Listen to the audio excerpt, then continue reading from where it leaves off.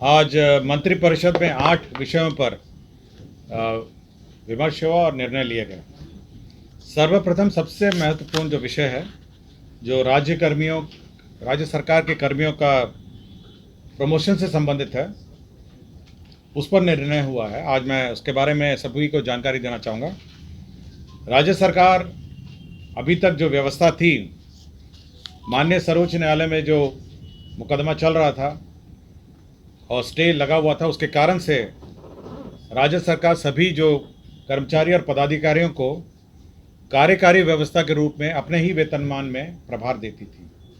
इसका मतलब यह है कि जो जूनियर इंजीनियर थे वो कार्यपालक अभियंता की चार्ज में थे अपने ही वेतनमान में। कार्यपालक अभियंता कुछ मामलों में अधीक्षण अभियंता के और चीफ इंजीनियर के भी चार्ज में थे अपने वेतनमान में। इसी प्रकार सहायक प्रशाखा पदाधिकारी के चार्ज में थे। तो जो सभी संबंधित हमारे पदाधिकारी और कर्मचारी हैं, जैसे डिप्टी कलेक्टर में देखा जाए तो जिनको जॉइंट सेक्रेटरी में होना था, वो जॉइंट सेक्रेटरी के प्रभार में तो हैं, किंतु डिप्टी सेक्रेटरी का वेतन लेते थे। तो राज्य सरकार ने यह निर्णय लिया है कि एक नियमावली गठन की गई और इस पर मंत्रिपरिषद में स्वीकृति दिया गया। अब ये निर्णय लिया गया कि अब उच्चतर पद धारक लोक सेवक को उच्चतर पद का वेतनमान और सभी सुविधाएं दी जाएंगी। मतलब अगर वो डिप्टी सेक्रेटरी हैं किंतु जॉइंट सेक्रेटरी का कार्य कर रहे हैं तो जॉइंट सेक्रेटरी का उनको वेतनमान भी दिया जाएगा और उनका उनका जो भी सुविधा जॉइंट सेक्रेटरी होगी। अगर जूनियर इंजीनियर है, वो कार्यपालक अभियंता का चार्ज में है, तो कार्यपालक अभियंता का जो प्रमोशन के माध्यम से, अब कार्यपालक अभियंता के माध्यम से अगर कार्यपालक अभियंता का प्रमोशन के पद पर हैं तो उनको वेतनमान दिया जाएगा। व्यवस्था ये की गई है क्योंकि मामला अभी भी आरक्षण से संबंधित जो प्रोन्नति में आरक्षण का संबंध मामला अभी भी सर्वोच्च न्यायालय में लंबित है। उसके आलोक में, उसको ध्यान में रखते हुए राज्य सरकार ने जो सारे पद हैं उसमें से 16 और 1% जो अनुसूचित जाति और जनजाति के जो पद हैं उसको अलग पहले कर लिया जाएगा। इसका मतलब है कि अगर 100 पद हैं, 100 पद किसी वर्ग में हैं तो 16 पद उसमें से हटा लिए जाएंगे और 16% अनुसूचित जाति का और 1% अनुसूचित जनजाति का, जो 17 पद हैं उसको पहले हटा लिए जाएंगे। मतलब कि आपका 83 पद बच जाते हैं।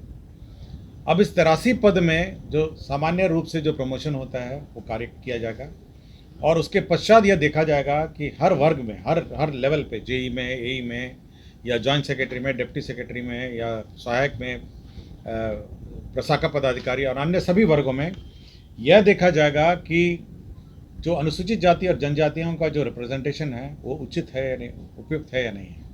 मतलब कि जब आप जनरली उसको आप प्रमोट करेंगे तो यह संभावना बन सकती है कि कुछ अनुसूचित जाति और जनजाति का रिप्रेजेंटेशन उच्चतर पद में कम हो जाए, तो उतना वेकेंट रखा जाएगा।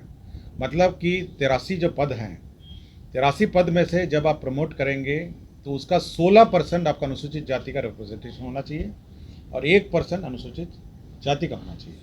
और इस संबंध में किसी को कुछ पूछना है? मंत्रिपरिषद ने एक निर्णय गृह विभाग से संबंधित लिया है।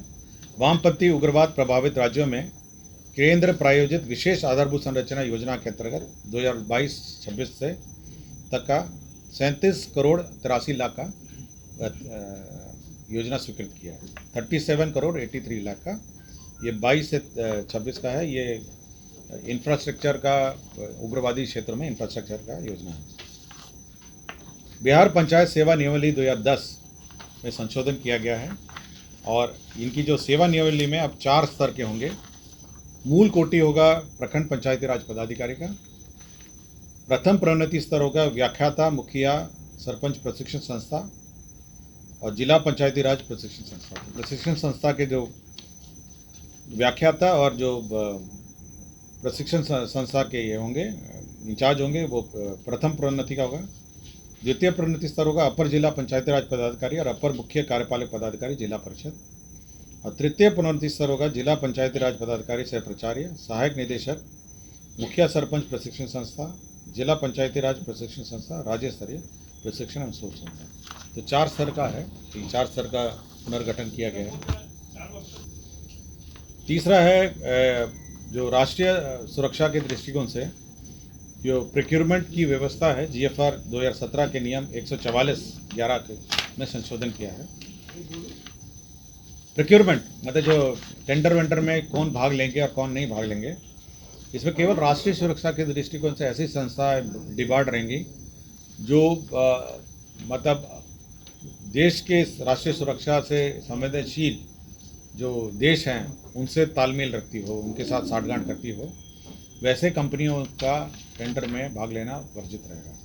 मतलब जैसे मैं कोई कंपनी भाग लेती है, अगर उस कंपनी का कोई अग्रीमेंट या डीलिंग या कुछ अरेंजमेंट किसी अन्य ऐसा देश से हो जो राष्ट्रीय सुरक्षा के दृष्टिकोण से उचित ना हो, वैसे कंपनियां भाग नहीं ले सकेंगी। कौन सा कंट्री नहीं है मुझे नहीं पता, लेकिन राष्ट्रीय सुरक्षा से के दृष्टिकोण से ऐसे कंपनियां ऐसे देश से जो तालमेल रखते हों वो वर्जित। रूल चेंज है, कोई कंट्री का नाम उसमें उल्लेखित है। राज्य के सभी राजकीय दंत महाविद्यालय या राजकीय दंत महाविद्यालय अस्पताल में नामांकन एवं अन्य शुल्क का निर्धारित किया गया है। एडमिशन फीस क्या होगा, ट्यूशन फीस क्या होगा, हॉस्टल फीस क्या होगा, कॉशन फीस क्या होगा, तो सारे फीस का निर्धारित किया गया है। जैसे मेडिकल कॉलेजेस में हुआ है उसी प्रकार डेंटल कॉलेज में भी फीस समान अनुपात में निर्धारित किया गया। इंदिरा गांधी आयुर्विज्ञान संस्था पटना में 149 पदों का सृजन किया गया IGIMS में। खरीफ विपणन मौसम में हर साल बैंक गारंटी ली जाती है और जो कोऑपरेटिव बैंक और अन्य सहकारी संस्थाओं को लोन दिया जाता है प्रोक्योरमेंट के लिए, तो 8,000 करोड़ का लोन लिया जा रहा है जिसमें सरकार गारंटी दे रही है। अंबिका प्रसाद गुप्ता है, अपर जिला एवं सत्र न्यायाधीश दरभंगा, तो बर्खास्त हैं। बर्खास्ती आदेश को रद्द करते हुए वापस लिया गया है। ये बर्खास्त हुए थे 3/9/2015 को, उनका बर्खास्त किया फिर वापस लिया गया।